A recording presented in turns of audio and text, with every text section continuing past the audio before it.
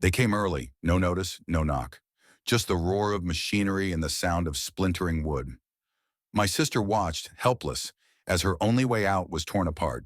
The HOA thought she was powerless. They were dead wrong. After months in the hospital and a surgery that nearly took her life, my sister finally found a small corner of peace, a quiet cul-de-sac where she could heal.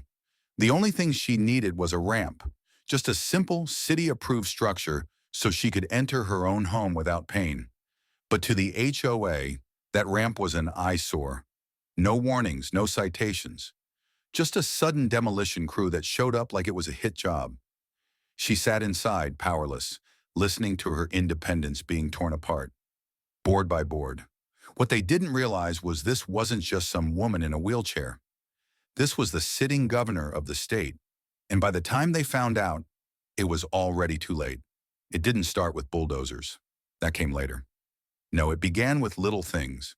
Passive-aggressive notes folded neatly and taped to the front door. No names, just typed letters from the HOA citing vague violations like unapproved front alterations and non-conforming materials.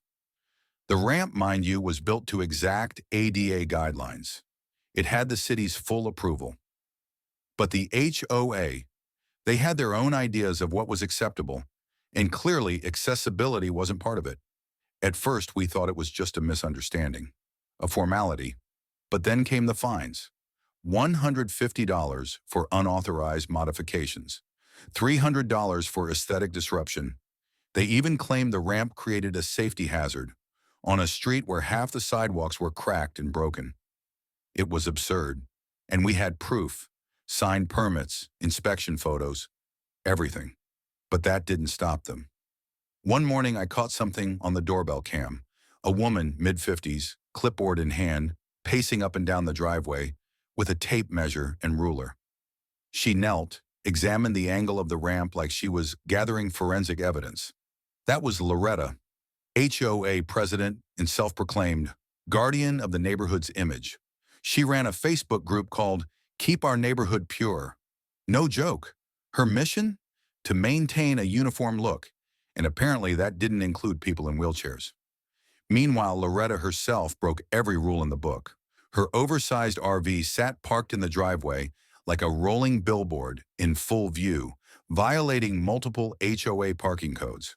Her backyard fence was 3 feet taller than allowed, and her Christmas lights stayed up well into April. But none of that mattered, because she had the power. And my sister, she was just a problem.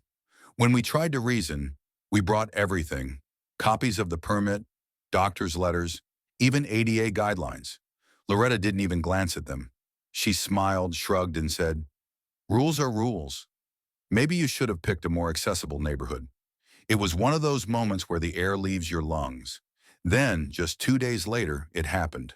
No call, no letter, not even a knock.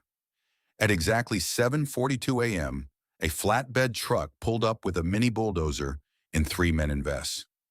My sister was inside drinking coffee, reading. She heard the engine first, then the cracking of wood. By the time she rolled to the window, the ramp was halfway gone. Pieces of it were scattered across the lawn like debris from a storm. She screamed, tried calling out, tried calling me, and finally dialed 911, terrified, trapped, and humiliated. By the time I arrived, it was already over. The crew was gone. The ramp was gone. And my sister, sitting alone by the shattered steps, holding her phone in one hand and a city permit in the other. I confronted Loretta the next day, asked her what the hell she thought she was doing. She smirked and said it was a preemptive compliance action. Her words: according to her, the HOA board had voted to remove the ramp due to non-conforming design and community impact concerns. Translation: it didn't look the way she wanted it to. I asked her if she even knew who she was doing this to. She tilted her head, blinked slowly, and said, "All I know is if she wanted special treatment, maybe she should have run for HOA president instead of running from pity." I felt the rage boiling behind my teeth, because the truth is, Loretta had no idea who my sister really was. She wasn't just a survivor. She wasn't just disabled.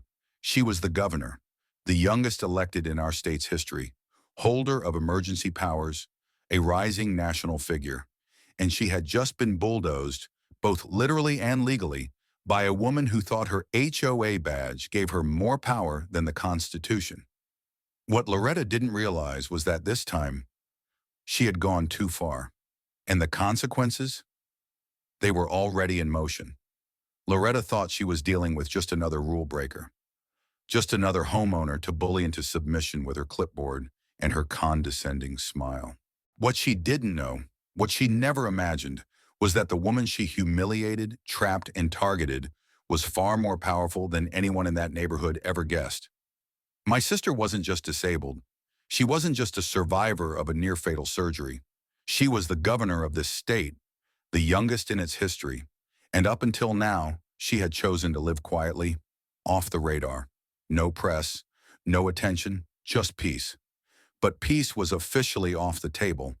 The moment that bulldozer ripped through her ramp, something inside her changed. She didn't cry. She didn't yell. She simply made a call to her chief of staff. Within 24 hours, a formal complaint was filed with the state attorney general's office. Within 48, a task force was assembled and deployed to investigate systemic HOA misconduct in suburban communities, starting with Loretta's precious neighborhood. News vans showed up before the HOA could even draft a response. The headlines hit hard. Governor launches crackdown on HOA abuses after illegal demolition of disability access ramp. Loretta's name, front and center, her smiling Facebook profile, the same one where she ranted about preserving community standards, was now plastered beneath articles detailing ADA violations, civil rights infractions, and reckless endangerment charges. And it didn't stop there.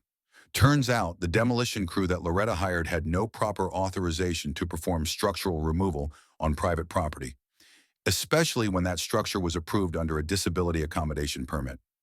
Not only had they violated the Americans with Disabilities Act, they had done it on camera.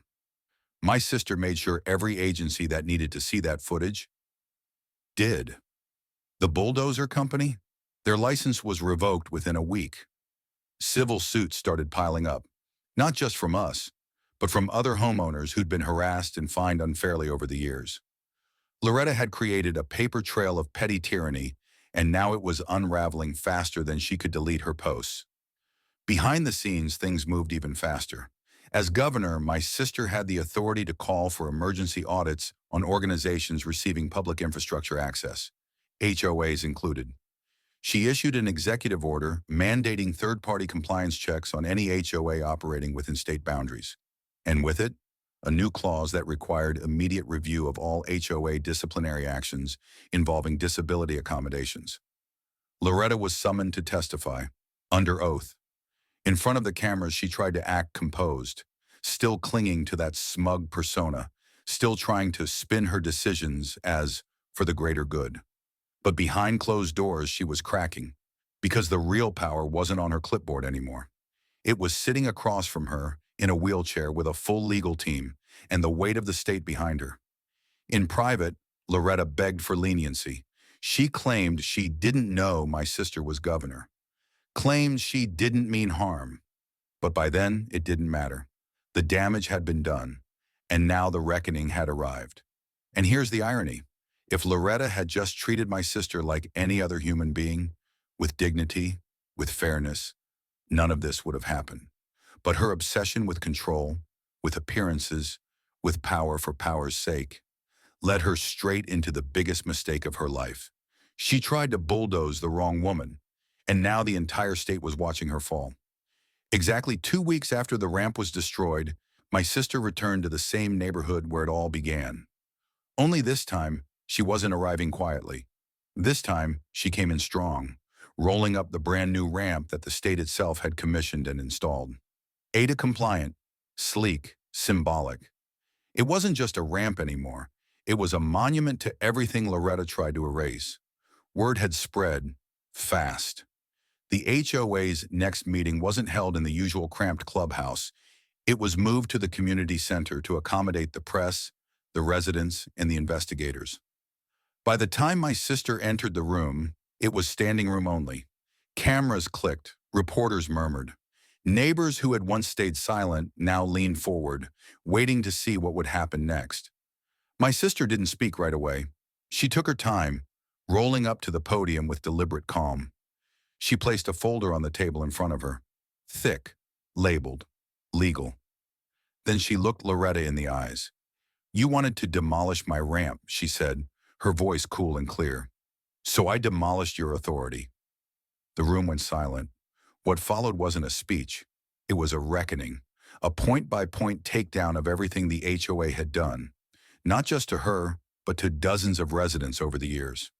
She revealed documented ADA violations going back 5 years, secret board meetings with no minutes, unaccounted fees, fines that had no legal basis, photos, emails, video evidence. She even had a signed witness statement from a former board member who'd resigned over Loretta's unethical behavior. Gasps echoed through the crowd. Then she turned to the financials. That's when it got really ugly. She exposed thousands of dollars in community dues spent on personal reimbursements, including spa visits, out-of-town dinners, and a patio remodel at Loretta's own home. The ledger didn't lie. And now, neither could Loretta, pale as drywall. That's how one resident described her. Another said she looked like a statue trying not to crumble, but she was done hiding behind clipboards and bylaws. The damage was public and irreversible. When it came time to vote on the motion to remove her from her post, the result wasn't even close.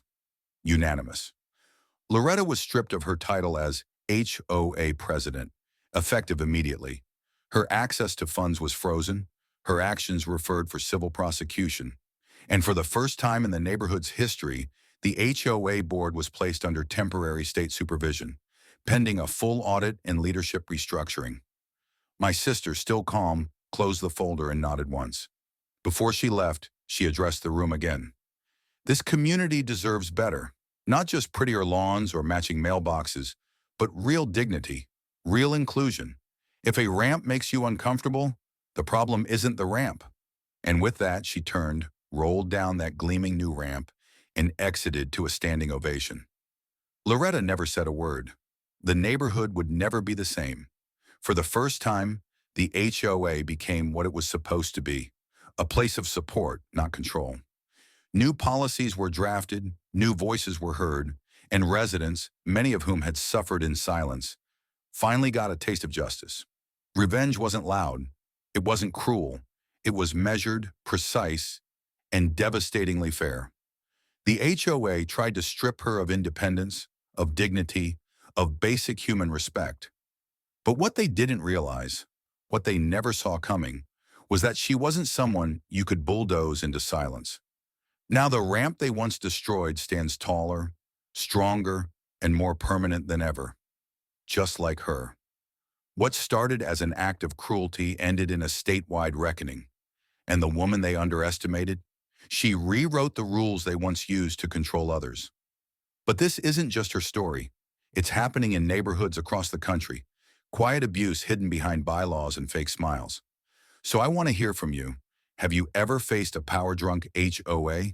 Drop your story in the comments. Let's expose them together. And if you thought this was satisfying, wait until you hear about the guy who bought out his entire HOA just to fire the board president at their own meeting. Hit like, smash subscribe, because HOA karma, we're just getting started.